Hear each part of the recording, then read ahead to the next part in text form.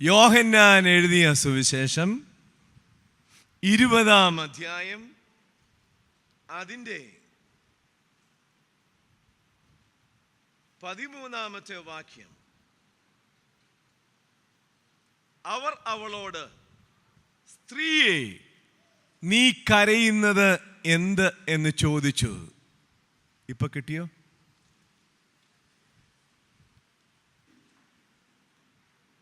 എൻ്റെ കർത്താവിനെ എടുത്തുകൊണ്ടുപോയി അവനെ എവിടെ വെച്ചു എന്ന് ഞാൻ അറിയുന്നില്ല എന്ന് പറഞ്ഞ് അവൾ അവരോട് പറഞ്ഞു.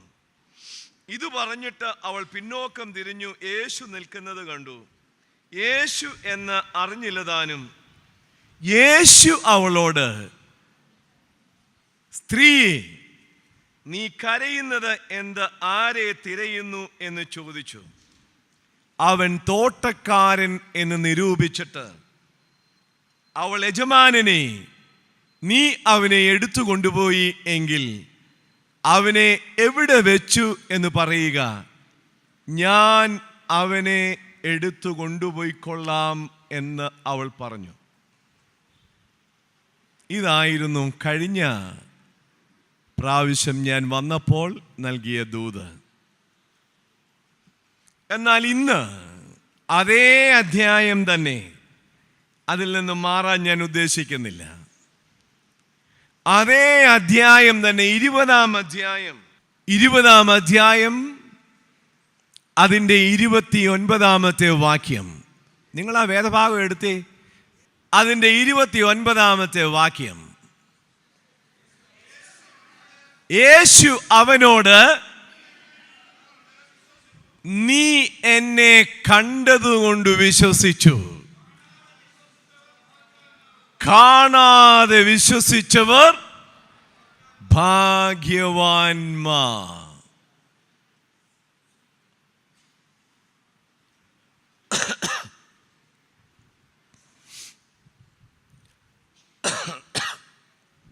നല്ല ചുമയും പനിയൊക്കെ ഉണ്ടായിരുന്നു.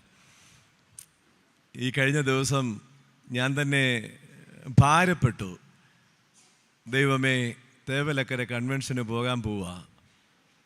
ഈ ചുമയും കഫക്കെട്ടും പിന്നെ പനിയും യാത്രയും എന്താകുമെന്നൊന്നും എനിക്കറിയില്ല. അനുഗ്രഹത്തോടെ കാക്കണം. ആ ഒരു പ്രാർത്ഥനയോടുകൂടിയാണ് യാത്ര ആരംഭിച്ചത്. ഇന്ന് പ്രഭാതത്തിലെ കുർബാനയിലും ആ ദൈവിക കൃപ അനുഭവിപ്പാൻ സാധിച്ചു. നിങ്ങളുടെ പ്രാർത്ഥന ഇനിയും കുറച്ച് നിമിഷങ്ങൾ കൂടി ഇവിടെയുണ്ട്. നിങ്ങളുടെ പ്രാർത്ഥന പൂർണ്ണമായി ഉണ്ടായിരിക്കണം. എല്ലാവരും കണ്ണുകളെ അടച്ച് എല്ലാവരും ധ്യാനിക്കാൻ പോവുകയാണ്. എല്ലാവരും ഒരുമിച്ച് ധ്യാനിക്കുവാൻ പോവുകയാണ്. ഞാൻ മാത്രമല്ല, നമ്മളെല്ലാവരും ദൈവവചനത്തിൻ്റെ മുൻപിലാണ്. ആ ദൈവവചനത്തിൻ്റെ മുൻപിൽ നാം ആകുമ്പോൾ, ദൈവമേ, ഈ ദൈവവചനം എന്നോട് സംസാരിക്കണം. ഈ ദൈവവചനത്തിൽ എന്നെ ശക്തീകരിക്കണം.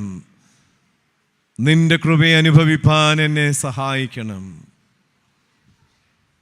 ദൈവമേ, നിന്റെ മക്കൾക്ക് ആവശ്യമായ ദൂത് ഇന്ന് നൽകുവാൻ അടിയനെ ശക്തീകരിക്കണം. അടിയൻ്റെ വായിൽ നിന്റെ വാക്കുകൾ നൽകണം. അടിയൻ്റെ ശബ്ദത്തോടുകൂടെ നീ ഉണ്ടായിരിക്കണം.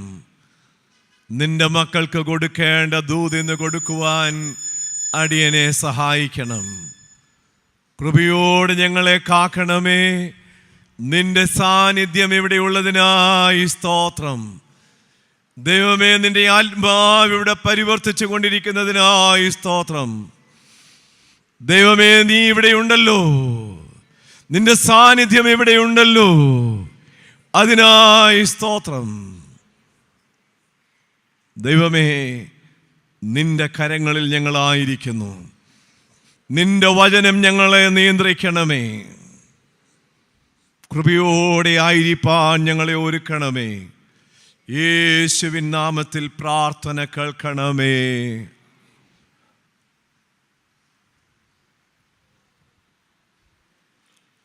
നീ എന്നെ കണ്ടതുകൊണ്ട് വിശ്വസിച്ചു. കാണാതെ വിശ്വസിച്ചവർ ഭാഗ്യവാന്മാർ. അതിൻ്റെ 1 മുതൽ 18 വരെയുള്ള ആ ഭാഗം, അതായിരുന്നു കഴിഞ്ഞ പ്രാവശ്യം ഞാൻ വന്നപ്പോൾ ധ്യാനിച്ച വേദഭാഗം. അവിടെ ഞാൻ പറയാൻ ശ്രമിച്ചത്, നമ്മുടെ ജീവിതത്തിൽ ഉയർന്നു വരുന്ന പ്രശ്നങ്ങൾ, പ്രതികൂലങ്ങൾ, പ്രതിസന്ധികൾ, അത് യേശുവിൻ്റെ കല്ലറയിൽ കാണുവാൻ എത്തുന്ന സ്ത്രീകളുടെ ജീവിതത്തിലുണ്ട്.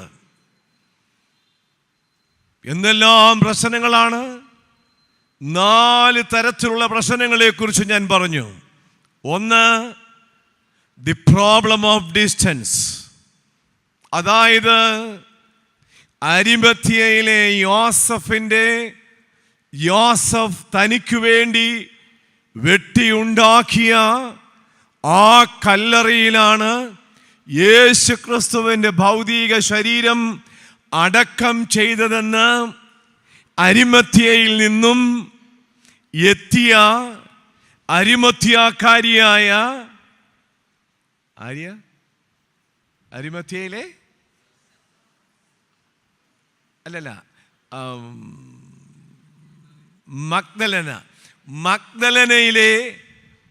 മഗ്ദലനയിലെ മറിയ അല്ലേ?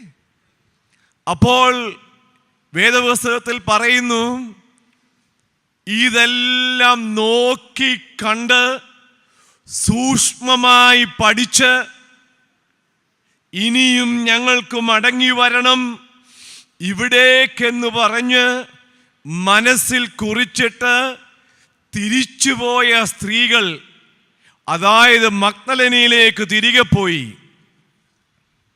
മഗ്ദലന മറിയ, യോഹന്ന, യാക്കോബിൻ്റെ അമ്മ മറിയ, 3 പേരെ കുറിച്ച് അവിടെ വളരെ വ്യക്തമായി പറയുന്നുണ്ട്. ആ 3 പേരും തിരികെ പോയി. ഇനിയും മടങ്ങി വരികയെ യേശുവിൻ്റെ കല്ലറയിലേക്ക്. The distance between Magdala and Arimathea അത് ഏകദേശം 12 മൈലാണ്. അങ്ങനെയാണെങ്കിൽ 18 കിലോമീറ്റർ. വെള്ളിയാഴ്ച ആ സന്ധ്യയെങ്കിൽ യേശുവിനെ അടക്കം ചെയ്തതിന് ശേഷം അവർ അരിമത്ഥ്യയിൽ നിന്നും മഗ്ദലനയിലേക്ക് തിരികെ പോയി. അപ്പോൾ അവരുടെ ഭവനങ്ങളിൽ എത്തിച്ചേർന്നത് ഏത് സമയത്തായിരിക്കാം? അർദ്ധരാത്രിയിൽ. ശബത്തിൽ അവർ സ്വസ്ഥമായിരുന്നു. ഞായറാഴ്ച രാവിലെ ഇരുട്ടുള്ളപ്പോൾ തന്നെ, അതായത് ഏകദേശം 5 മണി, രാവിലെ ഇരുട്ടുള്ളപ്പോൾ തന്നെ അവർ എവിടെ എത്തുക? അപ്പോൾ ഈ പ്രോബ്ലം ഓഫ് ഡിസ്റ്റൻസ്, ഈ രാത്രി എങ്ങനെ ഞങ്ങൾ സഞ്ചരിക്കും? വളരെ വളരെ ശാരീരികമായി ഞങ്ങൾ ക്ഷീണിച്ചവരാണ്, മാനസികമായി ഞങ്ങൾ ക്ഷീണിച്ചവരാണ്. അപ്പോൾ ശാരീരികവും മാനസികവുമായി ക്ഷീണിച്ചവർ, ആത്മീകവുമായി ക്ഷീണിച്ചവർ. കാരണം ഇതുവരെ അവരുടെ ആത്മാവിൻ്റെ ബലമെന്ന് പറഞ്ഞത് ക്രിസ്തുവായിരുന്നു. പക്ഷേ ക്രിസ്തു, അവൻ ക്രൂശിൽ മരിച്ചു, അവൻ അടക്കം ചെയ്യപ്പെട്ടിരിക്കുന്നു. അപ്പോൾ ശാരീരികവും മാനസികവും ആത്മീകവുമായി ക്ഷീണിതരായിരിക്കുന്ന അവരുടെ ജീവിതം ഈ ദൂരം സഞ്ചരിക്കുവാൻ അവരുടെ മനസ്സിനെ വീണ്ടും തളർത്തും. അതാ ഞാൻ ഒന്നാമത് പറഞ്ഞത്, ദ പ്രോബ്ലം ഓഫ് ഡിസ്റ്റൻസ്. രണ്ടാമത് ഞാൻ പറഞ്ഞു, ദ പ്രോബ്ലം ഓഫ് ദ വേ. വഴി അത്ര സുഖകരമല്ല. സുഖകരമല്ലാത്ത ആ വഴിയിലൂടെ അവർ ആ രാത്രിയിൽ സഞ്ചരിക്കണം. എങ്കിൽ മാത്രമേ ഇരുട്ടുള്ളപ്പോൾ തന്നെ അവിടെ എത്താൻ കഴിയൂ. അപ്പോൾ ആ രാത്രിയിലെ യാത്ര, വന്യമൃഗങ്ങൾ, കൊള്ളക്കാർ, ഇവരൊക്കെ സഞ്ചരിച്ചു കൊണ്ടിരിക്കുന്ന പാതകളാണ്. The problem of the way. 3, the problem of stone. ഞങ്ങൾ അവിടെ ചെല്ലുമ്പോൾ ഞങ്ങൾ ഒരുക്കിയ ഈ സുഗന്ധവർഗം യേശുവിൻ്റെ ശരീരത്തിൽ ഒന്ന് പൂശണമെങ്കിൽ ഈ കല്ലുകളൊന്ന് ഉരുട്ടി മാറ്റണം. ഈ കല്ലുകൾ ഉരുട്ടി മാറ്റുന്നത് ആരാണ്? ഞങ്ങൾ അശക്തരാണ്. റോമൻ പടയാളികൾ അവരുടെ ശക്തി മുഴുവൻ ഉപയോഗിച്ച് ആ കല്ലുകൾ ആ കല്ലറയ്ക്ക് മുൻപിൽ ഉരുട്ടി വെച്ചതിന് ശേഷം പീലാത്തോസിന്റെ മുദ്രമോതിരം പതിച്ച് ഇനിയും ആർക്കും അത് തുറക്കുവാൻ കഴിയില്ല. ഈ കല്ലാരൊന്ന് ഉരുട്ടി മാറ്റും. 4, റോമൻ പടയാളികളാണ്. ആ കാലഘട്ടത്തിൽ റോമൻ പടയാളികൾ ആരോഗ്യ ദൃഢഗാത്രരാണ്, ശക്തരാണ്, ബലമുള്ളവരാണ്, മാംസദാഹികളുമാണ്. പ്രഭാതത്തിൽ ഇരുട്ടുള്ളപ്പോൾ തന്നെ അവർ അവിടെ എത്തുമ്പോൾ ഈ മാംസദാഹികളായ റോമൻ പടയാളികൾ ഈ സ്ത്രീകളെ ഇഞ്ചി പിച്ചിഞ്ചായി കീറിക്കളയുവാൻ സാധ്യതയുണ്ട്. ഇതാണ് സാഹചര്യം. ഇതെല്ലാം അവരുടെ മനസ്സിലുണ്ട്. പ്രതികൂലങ്ങൾ, പ്രതിസന്ധികൾ, ഇതെല്ലാം മുൻപിൽ കണ്ടുകൊണ്ട് തന്നെ അവർ യാത്ര ആരംഭിച്ചു. എന്തുകൊണ്ടെന്നാൽ അവർ അനുഭവിച്ച ജീവിതത്തിന്റെ പുതുക്കം അത് ക്രിസ്തുവിൽ നിന്നാണ്.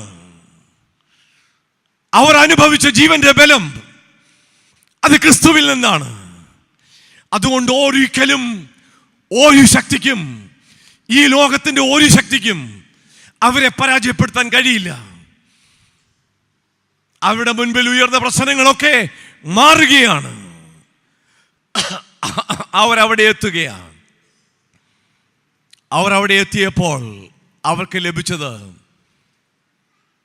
Jesus gave his appearance in the unexpected moments of their life. അവരുടെ ജീവിതത്തിൽ ഒരിക്കലും പ്രതീക്ഷിക്കാത്ത അനുഭവത്തിൽ യേശു അവരുടെ മുൻപിൽ പ്രത്യക്ഷനായി. Jesus Christ appeared before them in the perplexed moments of their life. അവർ ആ കല്ലറയ്ക്കൽ എത്തുമ്പോൾ കല്ലറയുടെ കല്ലുരുട്ട് നീക്കിയിരിക്കുന്നതും യേശുവിന്റെ ഭൗതിക ശരീരം കിടന്ന സ്ഥലത്ത് ആ കല്ലറ ശൂന്യമായിരിക്കുന്നതും അവർ കണ്ടു. അവർ കരഞ്ഞു, വിലപിച്ചു. ദൈവത്തിന്റെ ദൂതൻ ആ കല്ലിന്റെ മേൽ അവനിരിക്കുകയാണ്. കാരണം ഇതുവരെ ആ കല്ലൊരു പ്രശ്നമായിരുന്നില്ലേ? പ്രിയ ദൈവജനമേ, ഒരു കാര്യം മനസ്സിലാക്കുക. എന്തെല്ലാം പ്രയാസങ്ങളുണ്ട്, എല്ലാം പ്രതിസന്ധികളാണ്. ഇതെങ്ങനെയൊന്ന് മാറും? ദൈവജനമേ, മനസ്സിലാക്കിക്കൊള്ളുക. നാം വിഷമിക്കുമ്പോൾ, നമ്മുടെ ഹൃദയം വേദനിക്കുമ്പോൾ, നമ്മുടെ ഹൃദയത്തോട് കൂടെ വേദനിക്കുന്ന കർത്താവ് അവനത് മാറ്റിത്തരുവാൻ ഒരു മുഖാന്തരം ഒരുക്കുക മാത്രമല്ല, നിന്റെ പ്രശ്നത്തിന്റെ മുകളിൽ അവൻ ഇരിക്കും. മനസ്സിലായോ? നിന്റെ പ്രശ്നം കർത്താവിനൊരു പ്രശ്നമല്ല. അതിന്റെ മുകളിൽ ഇരിക്കുന്ന കർത്താവിനെ നാം കാണണം. ഈ പ്രശ്നത്തിന്റെ മുകളിൽ എൻ്റെ കർത്താവുണ്ട്, അവന്റെ കരങ്ങളുണ്ട്. ആ കരങ്ങൾ എന്നെ വിടുവിപ്പാൻ ശക്തമാണ് എന്ന് നാം വിശ്വസിക്കുമെങ്കിൽ അവന്റെ മഹത്വം നാം കാണും. Hallelujah, hallelujah.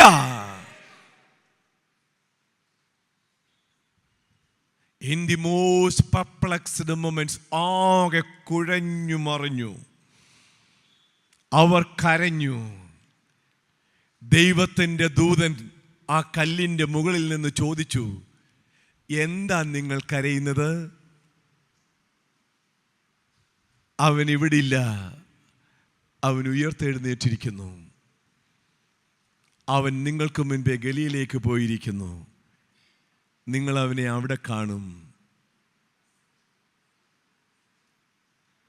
ഇത് കേട്ട് പുറകോട്ട് തിരിഞ്ഞു നോക്കിയപ്പോൾ യേശുവാണ് നിൽക്കുന്നത്. യേശുവാണ് എന്ന് അവളും അറിഞ്ഞില്ല. തോട്ടക്കാരനെന്ന് നിരൂപിച്ചിട്ട് യേശു അവളോട് ചോദിച്ചു, സ്ത്രീയെ കരയുന്നതെന്ത്?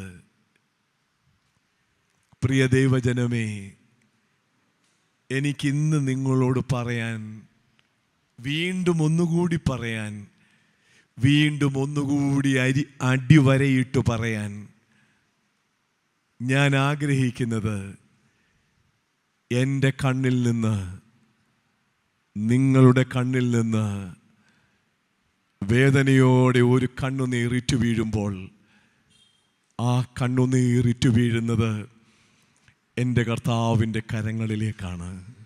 Hallelujah, hallelujah. ഇതാണ് കർത്താവിലുള്ള ഒരു പ്രത്യാശ.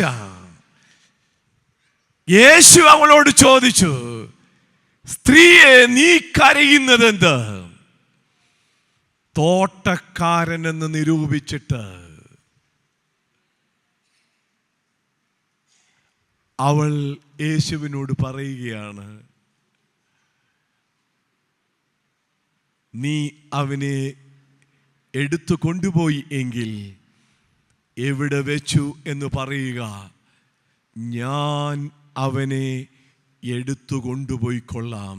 കണ്ടോ, എന്ത് വിശ്വാസമാണ്, എന്ത് കമ്മിറ്റ്മെന്റ് ആണ്, എത്ര ധൈര്യമാണ്, എത്ര ബലമാണ് അവൾ കാണിക്കുന്നത്. സ്ത്രീയുടെയും പുരുഷന്റെയും ശാരീരിക പ്രക്രിയ ഘടനകൾ അനുസരിച്ച് ഇന്നും ഒരു സ്ത്രീക്ക് ഒരു പുരുഷനെ താങ്ങിയെടുക്കാൻ കഴിയില്ല.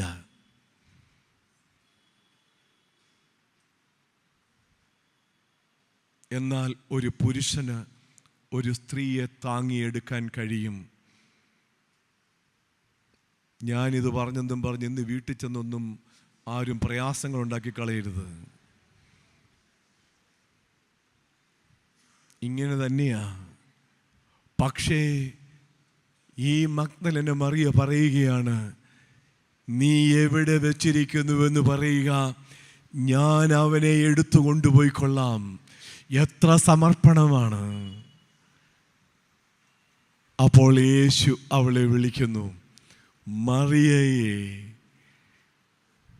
നിന്റെ അനർത്ഥങ്ങളുടെ മധ്യത്തിൽ നീ കുഴഞ്ഞു മറിയുന്ന ജീവിതത്തിന്റെ ഭാരങ്ങളിൽ നിന്നെ പേർ ചൊല്ലി വിളിക്കുന്ന ഒരു ദൈവമുണ്ട്. മറിയയെ എന്ന് അവൻ വിളിച്ചു. എന്നെയും നിങ്ങളെയും വിളിക്കുന്നവൻ. ഞാൻ ഈ വിളി കുറെ കേട്ടിട്ടുള്ളതാ. അതുകൊണ്ട് തന്നെയാണ് ഇന്ന് ഞാൻ ഇങ്ങനെ ഈ ദൈവവചനവുമായി നിങ്ങളുടെ മുൻപിൽ നിൽക്കുന്നത്. ഞാൻ അനുഭവിച്ച എൻ്റെ യേശു ക്രിസ്തുവിനെയാണ് ഞാൻ പ്രസംഗിക്കുന്നത്. ഞാൻ അനുഭവിച്ച എൻ്റെ യേശു ക്രിസ്തുവിനെ ഞാൻ പ്രസംഗിക്കുന്നു. ഹല്ലേലൂയ.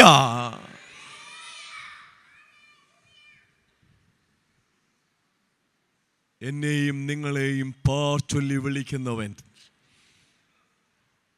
ഇനി അവിടെ ആ ഭാഗം ഞാൻ നിർത്തുകയാണ്. രണ്ടാമത്തെ ജീവിത അനുഭവത്തിലേക്ക് പ്രവേശിക്കുമ്പോൾ അവിടെയുണ്ട് എന്താ, ശിഷ്യന്മാർ എല്ലാവരും ഒരു മുറിക്കുള്ളിൽ 11 പേർ. അത് 19-ാമത്തെ വാക്യം മുതൽ ആരംഭിക്കുന്നുണ്ട്. ആഴ്ചവട്ടത്തിൻ്റെ 1-ാം നാൾ നേരം വൈകിയപ്പോൾ ശിഷ്യന്മാർ ഇരുന്ന സ്ഥലത്ത് യഹൂദന്മാരെ പേടിച്ച് വാതിൽ അടച്ചിരിക്കെ യേശു വന്നു, നടുവിൽ നിന്നു, നിങ്ങൾക്ക് സമാധാനമെന്ന് പറഞ്ഞു. അവൻ പിന്നെ കൈയും വിലാപ്പുറവും അവരെ കാണിച്ചു. അത് കണ്ടിട്ട് അവർ സന്തോഷിച്ചു. കണ്ടോ? അപ്പോൾ തോമസ് അവരോട് കൂടെ ഇല്ലായിരുന്നു. യൂദ അവൻ ഇരുട്ടിൻ്റെ അനുഭവങ്ങളിലേക്ക് തകർന്ന് തരിപ്പണമായി.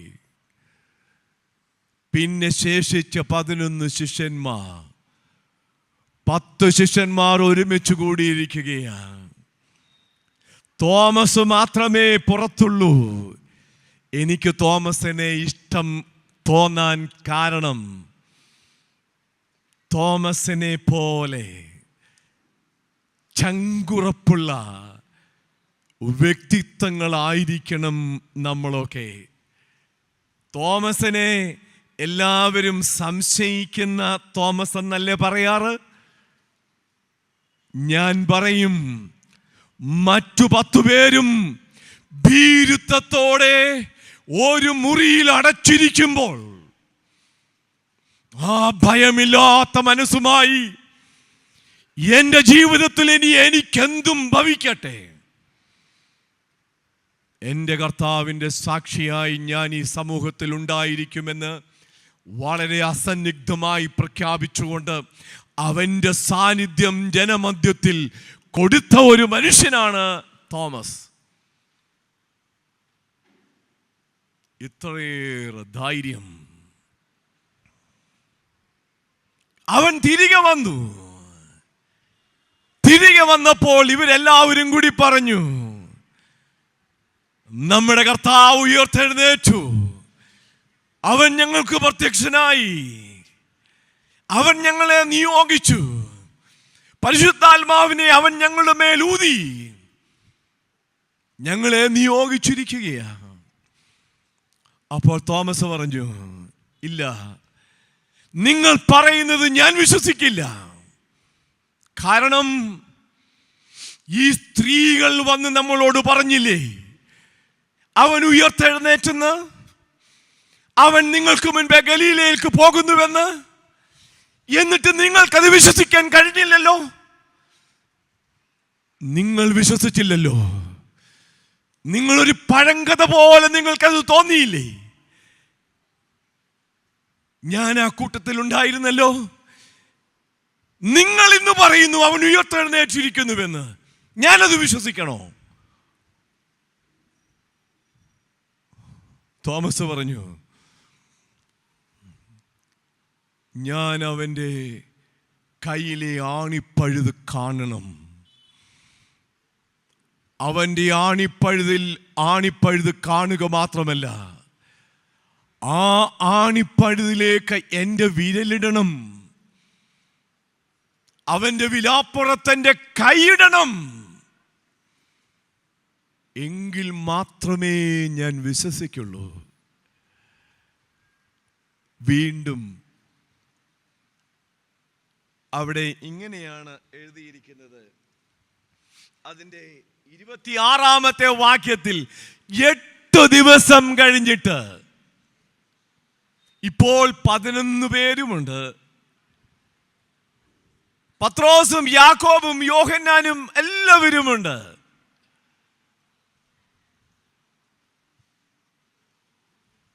യേശു വന്നു.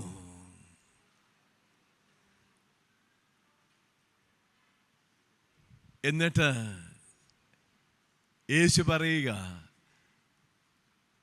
നിന്റെ കൈ നീട്ടി എൻ്റെ കൈകളെ കാണുക. സൂക്ഷിച്ച് നിങ്ങൾ ആ വേദോത്സവ ഭാഗം പഠിക്കണേ.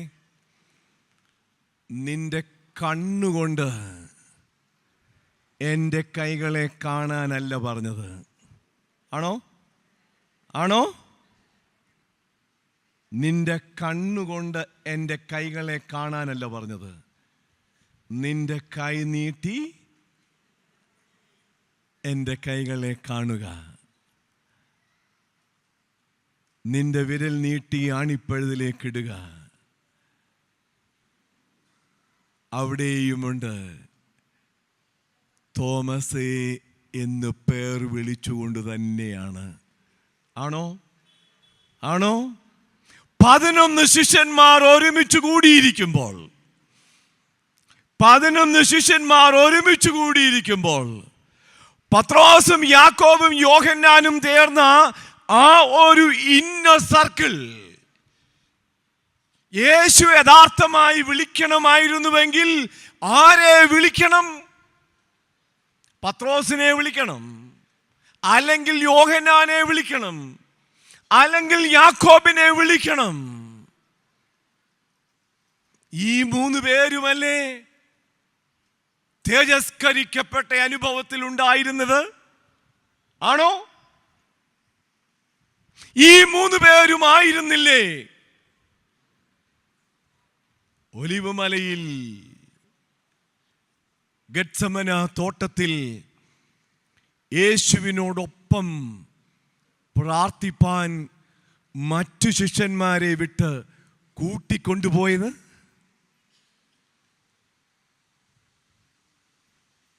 അങ്ങനെയാണെങ്കിൽ വിളിക്കേണ്ടത് പത്രോസിനെയും യാക്കോബിനെയും യോഹന്നാനെയുമാണ്. പക്ഷേ ഇപ്പോൾ വിളിക്കുന്നത് തോമസേ, നിന്റെ കൈ നീട്ടി എൻ്റെ കൈകളെ കാണുക. നിന്റെ വിരൽ നീട്ടി എൻ്റെ ആണിപ്പഴുതിലിടുക. പ്രിയ ദൈവജനമേ, ഈ തോമസ് തൻ്റെ ശിഷ്യന്മാരോട്, തൻ്റെ സഹശിഷ്യന്മാരോട് ഇത് പറയുമ്പോൾ യേശു അവിടെ ഇല്ലായിരുന്നല്ലോ. എന്നാൽ തോമസ് പറഞ്ഞത് യഥാർത്ഥമായി കേട്ടതാരാ?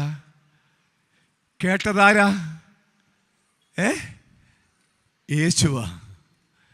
അതാ ഞാൻ പറഞ്ഞത്, നമ്മളുടെ ഹൃദയത്തിലെ ഒരു നൊമ്പരം പോലും അറിയുന്നവനാ എൻ്റെ യേശു. യേശു അവിടെയില്ല, ശിഷ്യന്മാരുടെ മുൻപിലാണ്.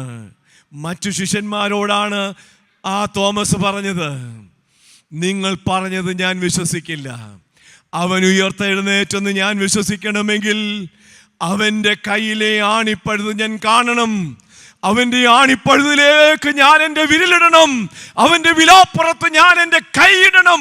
എങ്കിൽ മാത്രമേ ഞാൻ വിശ്വസിക്കുകയുള്ളൂ എന്ന് പറഞ്ഞത് സഹശിഷ്യന്മാരോടാണ്. പക്ഷേ കേട്ടത്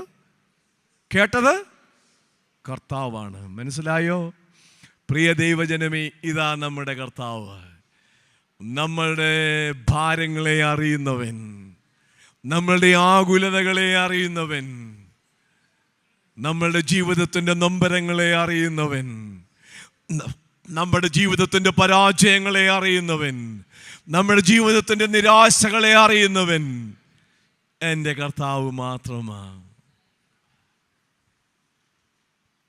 അതുമാത്രമല്ല, വീണ്ടും ഈ തോമസിനോട് പറയുക, തോമസേ, നിന്റെ വിരൽ നീട്ടി എൻ്റെ ആണിപ്പഴുതിലേക്ക് തന്നെ ഇട്ടു.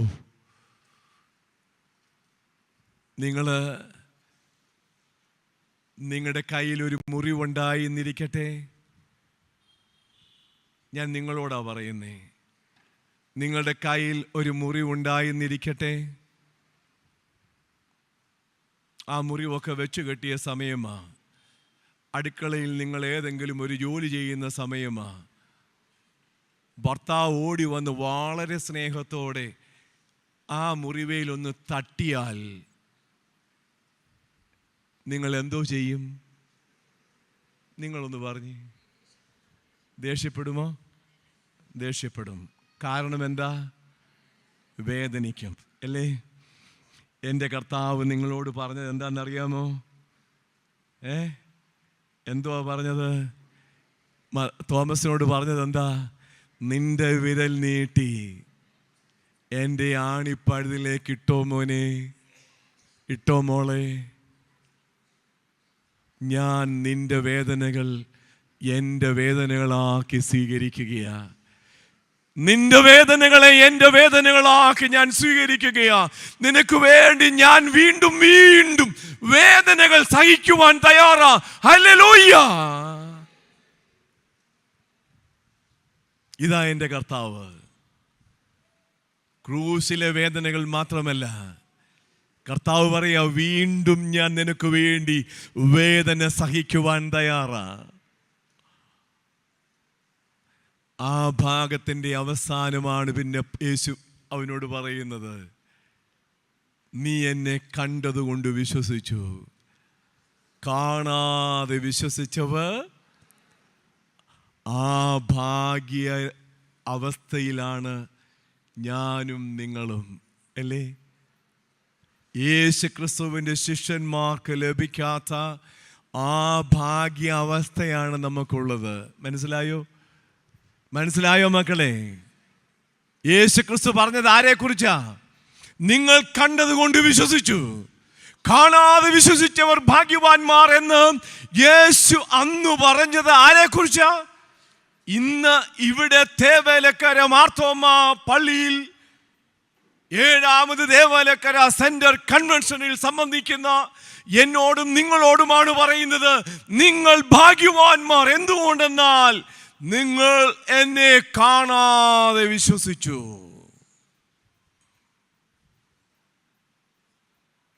നിങ്ങൾ എന്നെ കാണാതെ വിശ്വസിച്ചു. ഞാൻ 3 കാര്യങ്ങൾ കൂടി 12:30 ആകുമ്പോൾ നിർത്താം. എന്തുകൊണ്ടാ നാം അവനെ കാണാതെ വിശ്വസിക്കുന്ന ഭാഗ്യ അവസ്ഥയിലേക്ക് പ്രവേശിക്കുന്നത്? 19ാമത്തെ വാക്യത്തിലേക്ക് പ്രവേശിക്കുക. 19ാമത്തെ വാക്യത്തിൽ പറയുന്നു, ആഴ്ചവട്ടത്തിൻ്റെ 1-ാം നാൾ ആ ദിവസം നേരം വൈകിയപ്പോൾ. എനിക്ക് മതി, ഞാൻ അവിടെ കൊണ്ട് നിർത്തുക. 1ാമത്തെ ഭാഗം, ആഴ്ചവട്ടത്തിൻ്റെ 1-ാം നാൾ നേരം വൈകിയപ്പോൾ. നേരം വൈകുക എന്താ അതിൻ്റെ അർത്ഥം? ലിറ്ററൽ സെൻസിൽ പറഞ്ഞാൽ നേരം വൈകുക എന്നതിൻ്റെ അർത്ഥം സന്ധ്യയായി, അല്ലേ? രാത്രിയായി. എന്നാൽ ഈ ശിഷ്യന്മാർ ആ രാത്രിയുടെ അനുഭവത്തിൽ മാത്രമല്ല, എല്ലാ അർത്ഥത്തിലും നേരം വൈകിയവരാണ്. ഞാൻ വെൺമണി സെഹിയോൻ മാർത്തോമ ഇടവകയിൽ ശുശ്രൂഷ ചെയ്തിരുന്ന കാലഘട്ടം, അവിടെ ഏകദേശം അന്ന് 1100ഓളം കുടുംബങ്ങളുണ്ട് ഇടവകയിൽ.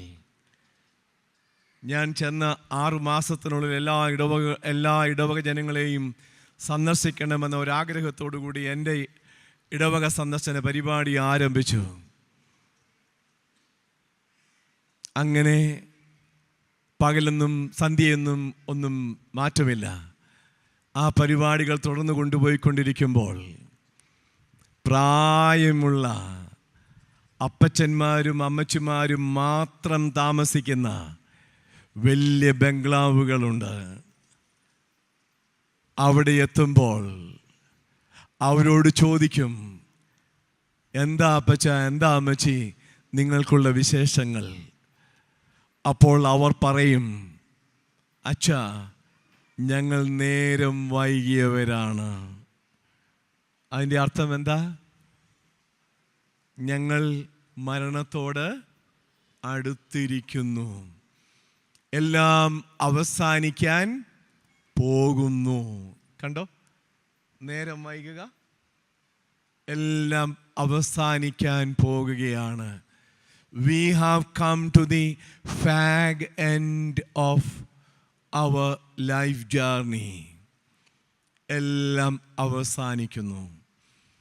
ഇനി മൂന്നാമത് മറ്റൊരു ഉദാഹരണം കൂടി ഞാൻ പറയാം.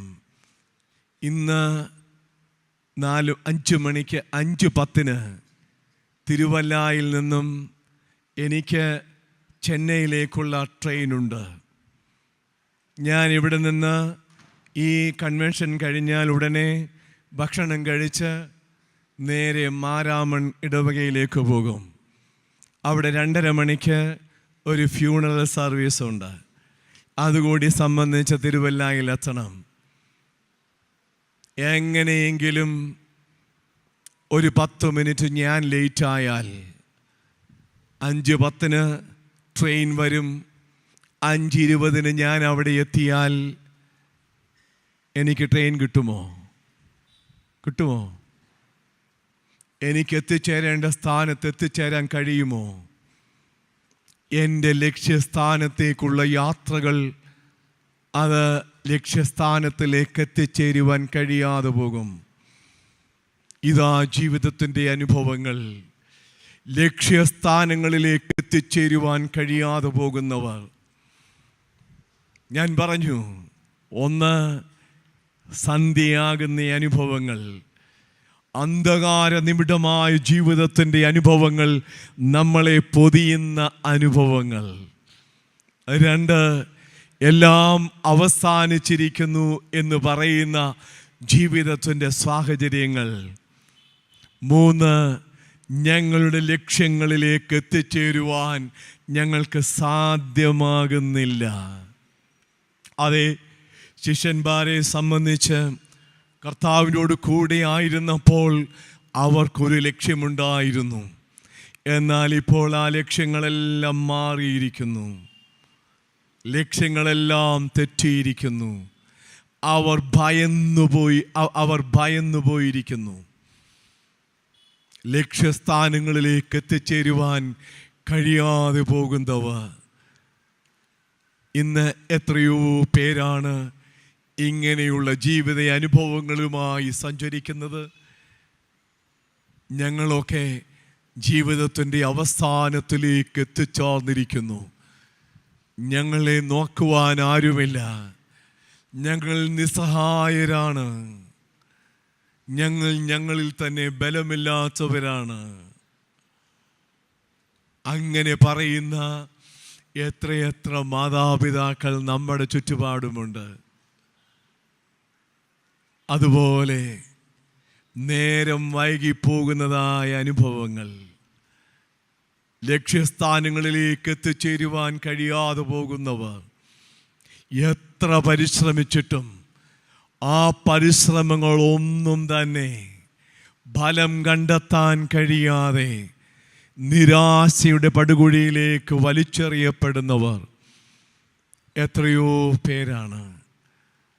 ആ നിരാശയുടെ അനുഭവത്തിൽ നിൽക്കുന്ന 2 പേരെയാണ് ഈ നവംബർ മാസം മുതൽ നമ്മൾ ധ്യാനിക്കുവാൻ പോകുന്ന സുവിശേഷ വേദഭാഗങ്ങൾ നിലനിൽക്കുന്നത്. അവിടെ ലൂക്കോസ് എഴുതിയ സുവിശേഷം 1-ാം അധ്യായത്തിൽ അവിടെ 6-ാം വാക്യത്തിൽ ഇങ്ങനെ പറയുന്നു: അവർ ഇരുവരും ദൈവസന്നിധിയിൽ നീതിയുള്ളവരും കർത്താവിൻ്റെ സകല കൽപ്പനകളിലും ന്യായങ്ങളിലും കുറ്റമില്ലാത്തവരുമായി നടന്നവരാണ്. അവർ എലിസബത്ത് മച്ചിയാകൊണ്ട് അവർക്ക് മക്കളില്ലായിരുന്നു. അവർ ഇരുവരും വയസ്സ് ചെന്നവരും ആയിരുന്നു. കണ്ടോ, എത്ര ദുഃഖാത്മകമായ ഒരു ചിത്രമാണ് അവിടെ കൊടുത്തിരിക്കുന്നത്. ആ കാലഘട്ടത്തിൽ പ്രസവിക്കാത്ത ഒരു സ്ത്രീ ആ സമൂഹത്തിൻ്റെ മധ്യത്തിൽ പോലും വരുവാൻ അർഹതയില്ലാത്തവളാണ്. മറ്റുള്ളവരാൽ അവമാനിക്കപ്പെടുന്നവളാണ്. ഒരിക്കലും ഒരംഗീകാരവുമില്ലാത്തവൾ. അവൾക്ക് നൽകിയ ടേമാണ് മച്ചി. ഇന്ന് നമ്മുടെ ഈ ഗോശാലയിൽ, അതായത് പശുത്തൊഴുത്തിൽ ഒരു പശു പ്രസവിക്കാതെ നിന്നാൽ നമ്മൾ പറയുമോ ഈ പശു പ്രസവിച്ചിട്ടില്ല എന്ന്? അതോ നമ്മൾ കൊടുക്കുന്ന ടേം എന്താണ്? ഈ പശു മച്ചി പശുവാണെന്നാണ് പറയുന്നത്. അതായത് സാഹിത്യരത്നാവലിയിലും പ്രസവിക്കാത്ത ഒരു പശുവിന് കൊടുക്കുന്ന ടേം മച്ചി പശു എന്നാണ്, പ്രസവിക്കാത്ത പശു എന്നല്ല. അതായത് ഈ സ്ത്രീയുടെ ജീവിത അനുഭവത്തെ ടേം ചെയ്യുന്നത് ഒരു മൃഗത്തോട് തുല്യമാക്കിയാണ് ആ സമൂഹം. ജീവിതത്തിൻ്റെ ഇരുളടഞ്ഞ അനുഭവങ്ങളാണ്. ഇരുൾ പരത്തിയിരിക്കുന്നു, നേരം വൈകിയിരിക്കുന്നു, എല്ലാം നഷ്ടപ്പെട്ടിരിക്കുന്നു. ഇനി ഭാവി അത്ര ശോഭനമൊന്നുമല്ല. ഞങ്ങൾ ആഗ്രഹിച്ച തുറമുഖത്തൊന്നും ഞങ്ങൾക്ക് എത്തിച്ചേരാൻ കഴിയില്ല. പക്ഷേ ആ സക്കറിയ പുരോഹിതൻ അവൻ്റെ ആയുസ്സിൽ 20 വയസ്സ് ചെന്നവരല്ലേ, ആ ദേവാലയ യെരൂശലേം ദേവാലയത്തിൽ അതിവിശുദ്ധ സ്ഥലത്ത് ധൂപം കാട്ടുവാനുള്ള, അതിവിശുദ്ധ സ്ഥലത്ത് ധൂപപീഠത്തിൻ്റെ മുൻപിൽ ധൂപം കാട്ടുവാനുള്ള ആ ഒരു നറുക്കു വീഴുന്നത് സക്കറിയ പുരോഹിതനാണ്. അവൻ ആ ധൂപപീഠത്തിൻ്റെ മുൻപിൽ യെരൂശലേം ദേവാലയത്തിൻ്റെ അതിവിശുദ്ധ സ്ഥലത്ത് ധൂപപീഠത്തിൻ്റെ മുൻപിൽ ധൂപകലശമെടുത്ത് ധൂപം കാട്ടിയപ്പോൾ അവൻ കാണുന്നത് ആ ധൂപപീഠത്തിൻ്റെ വലതുഭാഗത്ത് ദൈവത്തിൻ്റെ ദൂതനെയാണ്. അവൻ ഭയപ്പെട്ടുപോയി.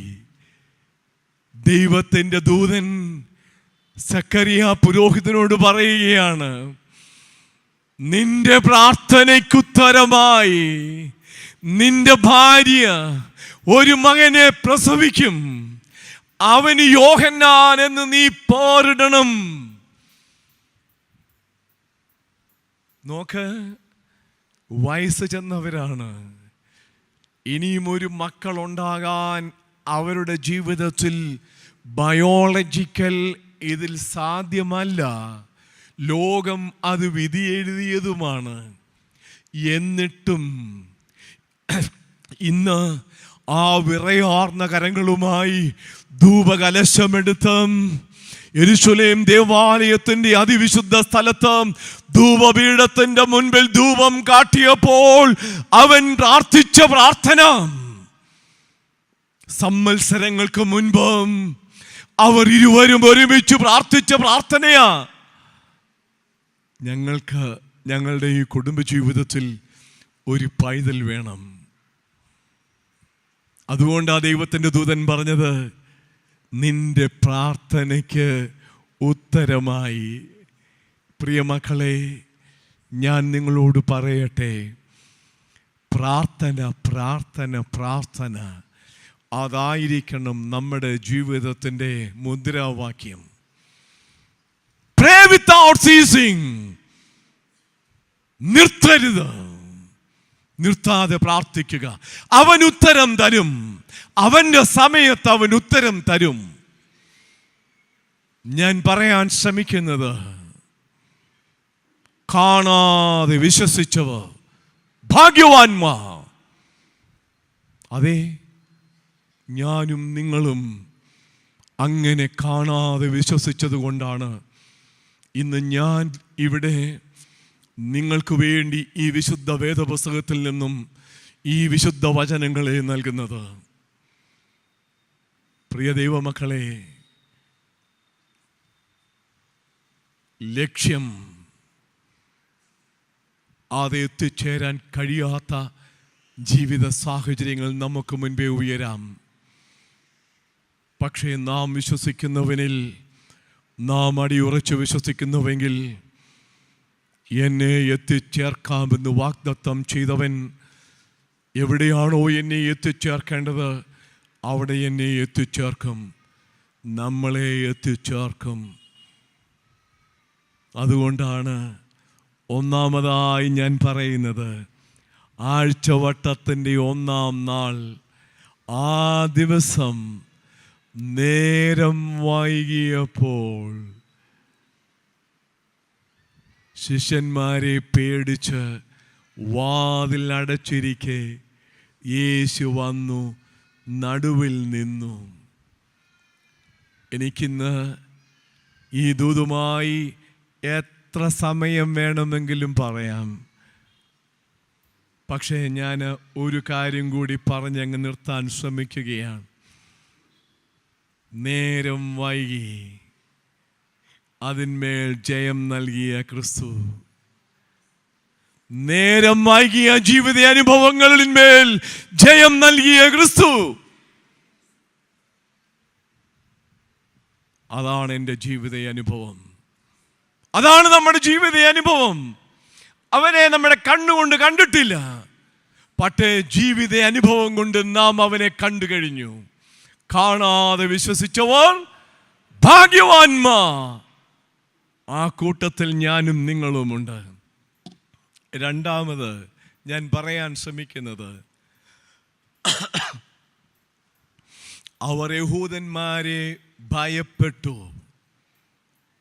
വാതിൽ അടച്ചു. കണ്ടോ, രണ്ടാമത്തെ അവരുടെ ജീവിതം അനുഭവമാണ്. അവർ യഹൂദന്മാരെ ഭയപ്പെട്ടു, വാതിൽ അടച്ചു.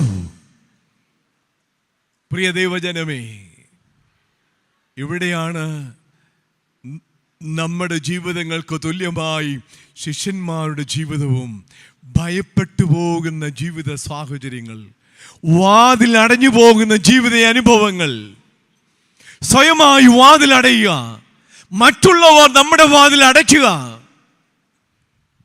ഇതൊക്കെ ഈ ലോക ജീവിതത്തിൽ നമ്മുടെ അനുഭവങ്ങളാണ്. ഭയന്നു പോകും. ശിഷ്യന്മാർ ഭയന്നുപോയി. കാരണം ഇനി യഹൂദന്മാർ ഞങ്ങളോട് ചെയ്യാൻ പോകുന്നത് ഈ ക്രിസ്തുവിനോട് ചെയ്തതുപോലെ തന്നെ ആയിരിക്കും. അതുകൊണ്ട് ഞങ്ങളുടെ ജീവിതം സുരക്ഷിതമല്ല. ഞങ്ങളുടെ ജീവിതം അനിശ്ചിതത്വം നിറഞ്ഞതാണ്. ഞങ്ങളുടെ ജീവിതങ്ങൾ എപ്പോഴും തകർക്കപ്പെടാം, ഏത് സമയത്തും തകർക്കപ്പെടാം. ഞങ്ങളുടെ ജീവിതം അനിശ്ചിതത്വം നിറഞ്ഞതാണ്. സുരക്ഷിതത്വമില്ലായ്മയിലൂടെയാണ് ഞാൻ പോകുന്നത്. ഭയം കടന്നു പിടിച്ചിരിക്കുന്നു. ഭയം കടന്നു പിടിച്ചു കഴിഞ്ഞാൽ പിന്നെ ജീവിക്കേണ്ട എന്ന ഒരു തോന്നലാണ്. നിങ്ങൾ ഇന്ന് 1 രാജാക്കന്മാരുടെ പുസ്തകം 19-ാം അധ്യായം പോയി വായിക്കണം. 1 രാജാക്കന്മാരുടെ പുസ്തകം 19-ാം അധ്യായം അതിൻ്റെ 4-ാമത്തെ വാക്യത്തിൽ പ്രവാചകന്മാരുടെ രാജാവായ ഏലിയാവ് ശക്തനായിരുന്നു, വിജയശ്രാളിതനായിരുന്നു. എല്ലാ അർത്ഥത്തിലും ദൈവത്തിൻ്റെ സുരക്ഷിതത്വം അനുഭവിച്ചവൻ, ദൈവത്തിൻ്റെ കൂട്ടായ്മ അനുഭവിച്ചവൻ, ദൈവകൃപകൾ അനുഭവിച്ചവൻ. കേരി തോടും സേരേഫത്തിലെ വിധവയുടെ അനുഭവവും കർമ്മേൽ പർവ്വതത്തിലെ വിജയവും ഇതെല്ലാം ഉൾക്കൊണ്ടുകൊണ്ട് ദൈവത്തിൻ്റെ നല്ല സാക്ഷിയായി നിൽക്കുവാൻ കരുത്തുള്ള മനുഷ്യനാണ് ഏലിയാവ്. പക്ഷേ ഏലിയാവിനോട് ആഹാബ് രാജാവിൻ്റെ പത്നിയായ ഈസബെല്ല ഇപ്രകാരം അറിയിച്ചു: നാളെ ഈ നേരമാകുമ്പോൾ പട്ടുപോയ ബാൽപ്രവാചകന്മാരിൽ, അശോര പ്രവാചകന്മാരിൽ ഒരുത്തനെ പോലെ ഞാൻ നിന്നെ ആക്കുമെന്ന് ഒരു ദൂതൻ മുഖേനെ ആ ഇസബെല്ല രാജ്ഞി അറിയിച്ചപ്പോൾ വിജയശ്രാളിതനായി നിൽക്കേണ്ട ഏലിയാവ് ഭയന്നു. അവൻ അവിടെ നിന്ന് കർമ്മേൽ പർവ്വതത്തിൽ നിന്ന് ഇറങ്ങി ഓടി ശൂര്യന് പോകുന്ന മരുഭൂമിയിൽ ഒറ്റയ്ക്ക് ഒരു ചൂരച്ചെടിയുടെ തണലിൽ കിടന്ന് അവൻ പ്രാർത്ഥിച്ചു: ഓ Lord, you take away my life. I am not better than my ancestors. നീ എന്നെ എടുത്തോളണം. എൻ്റെ പിതാക്കന്മാരെക്കാൾ ഞാൻ ഒട്ടും നല്ലവനല്ല. Come to a stage where he was not able to go forward. മുൻപോട്ട് പോകാൻ കഴിയാത്ത ജീവിതത്തിൻ്റെ അനുഭവത്തിലാണ് ഏലിയാവ്.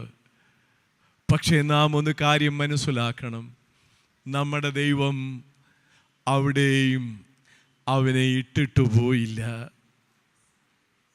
അവൻ ആവശ്യമായതൊക്കെ കൊടുത്തു.